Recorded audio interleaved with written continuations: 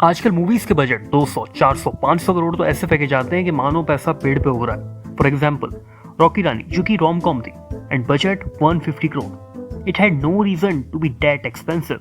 Similarly Tiger 3 का budget almost 400 crore था। तुम यहाँ स्पाई थ्रिलर होने का एक्सक्यूज दे सकते हो, बट इससे ज्यादा detailed and better looking fighter almost 250 crore की थी। इवन टाइगर 2 जिसका स्केल टाइगर 3 से भी ज्यादा बड़ा था, वो भी केवल अप्रॉक्स 120 करोड़ के बजट में बनी थी। Clearly Tiger 3 had no reason for being 400 crore के बजट वाली मूवी। इवन फाइटर का बजट भी जरूरत से ज्यादा था। I mean South Indian cinema की अभी ऑपरेशन वैलेंटाइन आई थी, केवल 50 करोड़ में बनी थी।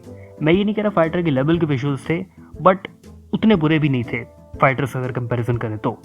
एंड ऐसा नहीं है कि सदन सिनेमा दूध का धुला है।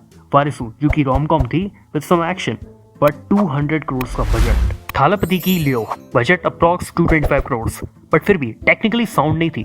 Vikram which had better action and better visuals than Leo, but budget था केवल 120 करोड़ अप्रॉक्स। विक्रम भी था बॉलीवुड वर्जन, 150 करोड़ के बजट में बना था।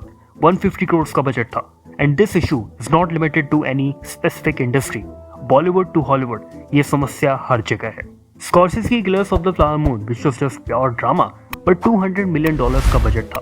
श्योर तुम लोग कहोगे कि लियो भाई की फीस के कारण इतना बजट हुआ। वेल ओपनहाइमर में तो पूरा हॉलीवुड था और वो भी प्योर ड्रामा थी, बट बजट केवल $100 मिलियन था। आगे सुनो, रिडली स्कॉट की आने वाली ग्लैडिएटर 2 का बजट $300 मिलियन प्लस है। चीज जिसने मुझे सबसे ज्यादा शॉक किया वो है जोकर 2 का बजट। ड्रामा है, जोकर 1 भी ड्रामा थी $60 मिलियन में, बट जोकर 2 का बजट सीधा $200 मिलियन। एंड स्पेशली WB ने तो हद पार कर रखी है। पॉल थॉमस एंडरसन जिसने आज तक $80 मिलियन के ऊपर की कोई मूवी नहीं बनाई, उसे $100 to $150 मिलियन का बजट दे दिया है। WB बहुत क्लेवरली प्ले कर रहा है इंटेंशनली। खैर वो किसी और वीडियो का टॉपिक है। Anyway like oh my God जब आई थी तब इसका बजट रिपोर्टेडली अराउंड 150 करोड़ था। इसमें अक्षय कुमार की फीस ही 100 करोड़ थी, बट इसके बाद कुछ आर्टिकल्स आए कि बजट केवल 50 करोड़ है। इसके आगे भी already know the cases of Adipurush 700 crore का बजट, गणपत 200 करोड़ का बजट एक्सेट्रा। कुछ नहीं, स्कैम है ये।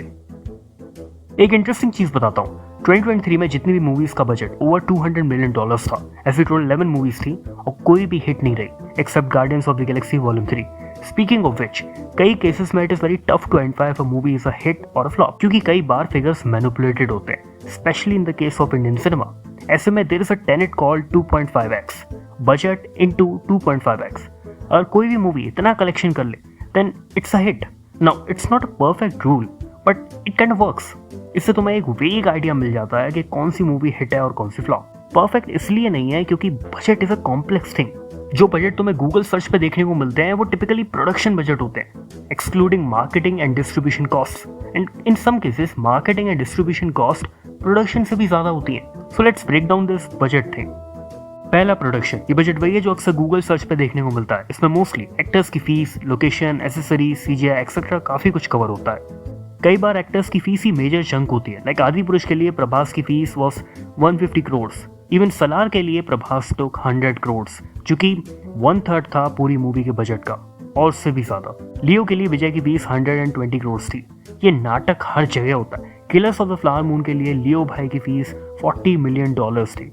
ऐसे क्रेजी अमाउंट सेंस नहीं बनाते, बट क्या करें, actors are the faces of the movies. Although we are moving on from the star culture, at least Hollywood तो निकल गया भाई।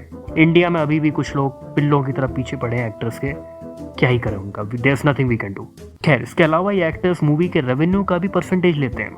एक्टर्स के अलावा आता है VFX एंड CGI। ये ऑलमोस्ट हर जगह है। इवन जिन मूवीज को 0% CGI 100% रियल कह के सेल किया जाता है, like top gun Maverick, the dark night, Interstellar etcetera, इनमें भी CGI यूज होता है टू एन एक्सटेंट। और फिर regular CGI movies like Marvel movies, Avatar movies, not एविचार। ओ बाय द वे अभी ड्यून 2 आई है तो मुझे याद आया कुछ रिव्यूअर्स मसीहा वर्ड को एस मसाया बोल रहे थे एंड आई वाज लाइक अभी भी इस स्टेज से मान से गुलामी निकली नहीं है क्या। खैर let's come back to the topic. इनमें तो CGI यूज होता ही होता है। द पॉइंट इज एक्टर्स के बाद जो भी पैसा बचता है वो टेक्निकल डिपार्टमेंट को चला जाता है, अगर आदि पुरुष और गणपत जैसी मनी लॉन्ड्रिंग ना हो तो।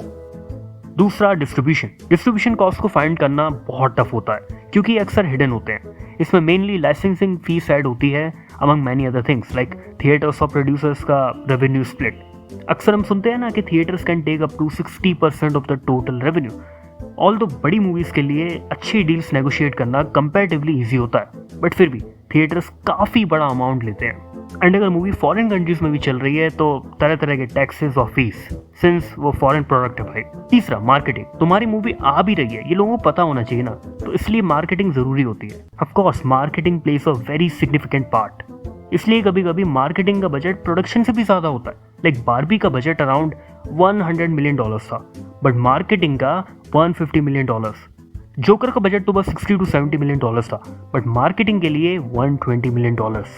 इंटरनेट की वजह से कंटेंट का इतना ज्यादा ओवर एक्सपोजर है कि you need to market your movie. खैर, बजट पे मुझे इतनी बात करनी थी। तुम बताओ तुम्हारा क्या मानना है इस चीज पर। और वीडियो को लाइक, शेयर, चैनल को सब्सक्राइब प्लीज कर देना यार। कहना पड़ रहा है यार, कम ऑन कर दो।